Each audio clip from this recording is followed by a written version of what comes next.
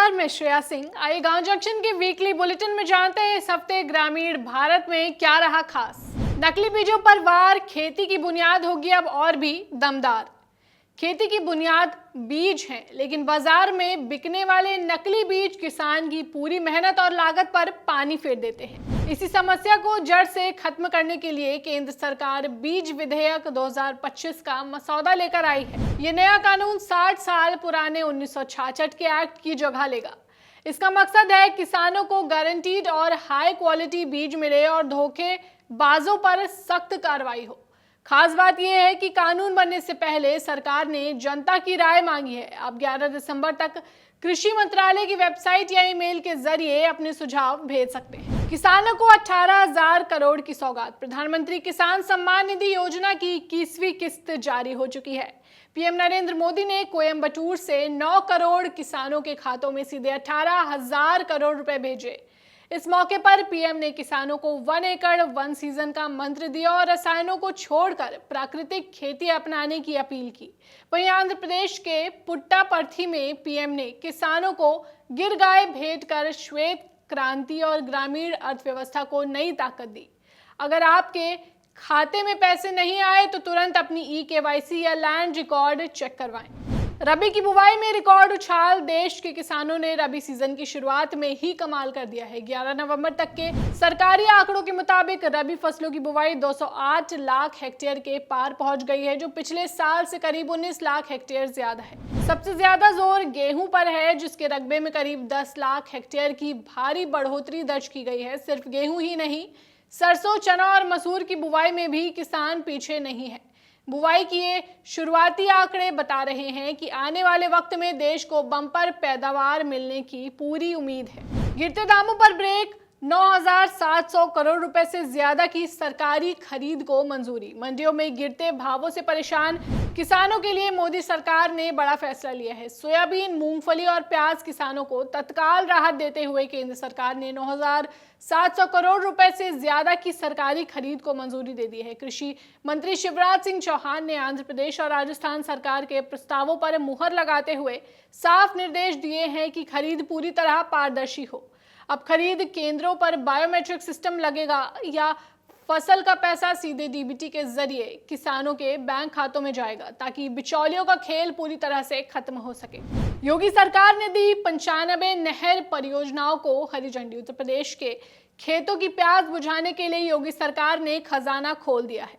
CM योगी ने नहर सुधार की 95 नई परियोजनाओं को मंजूरी दे दी है, जिन पर करीब 394 करोड़ रुपए खर्च होंगे।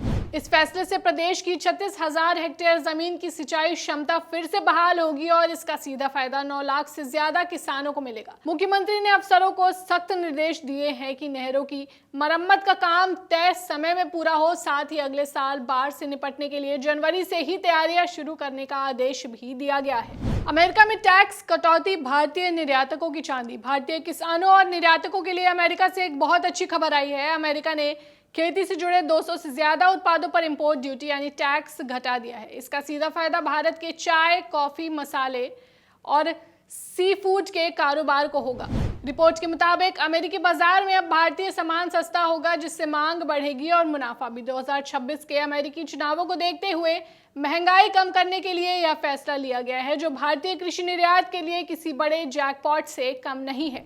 चीनी उत्पादन में रिकॉर्ड उछाल। अब विदेश जाएगी भारत की मिठास। देश में चीनी उत्पादन में 48% का जबरदस्त उछाल आया है। 15 नवंबर तक उत्पादन 10 लाख टन के पार पहुंच गया है, जिसकी वजह ज्यादा मिलों का चलना और गन्ने से बेहतर रिकवरी मिलना है। इस बम्पर उत्पादन को देखते हुए सरकार ने 15 लाख टन चीनी निर्यात को मंजूरी दे दी है। इससे मिलों के पास पैसा आएगा और किसानों को गन्ने का भुगतान समय पर हो सकेगा।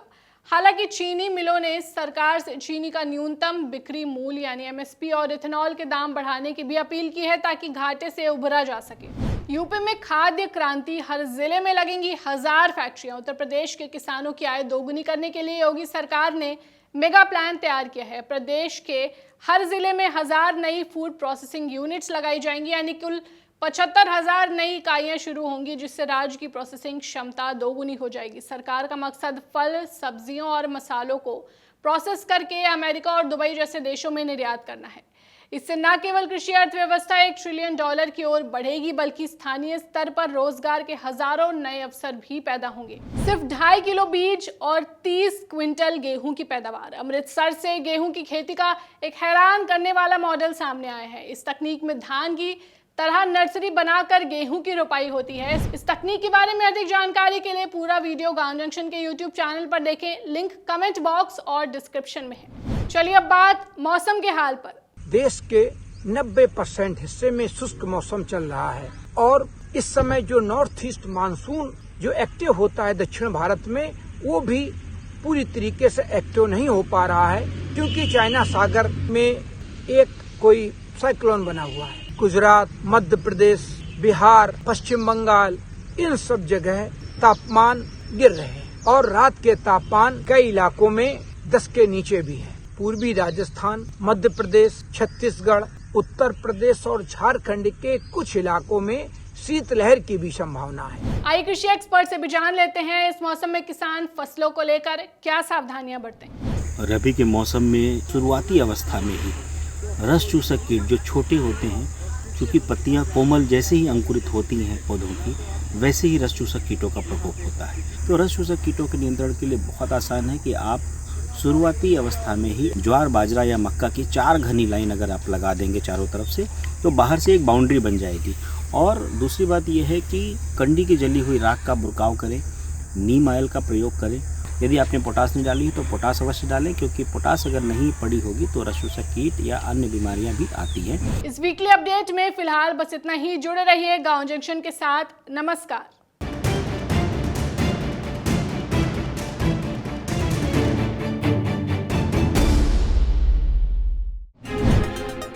गांव जंक्शन को सभी सोशल मीडिया प्लेटफॉर्म्स पर फॉलो करें। व्हाट्सएप चैनल और जीमेल आईडी पर भी संपर्क साध सकते हैं।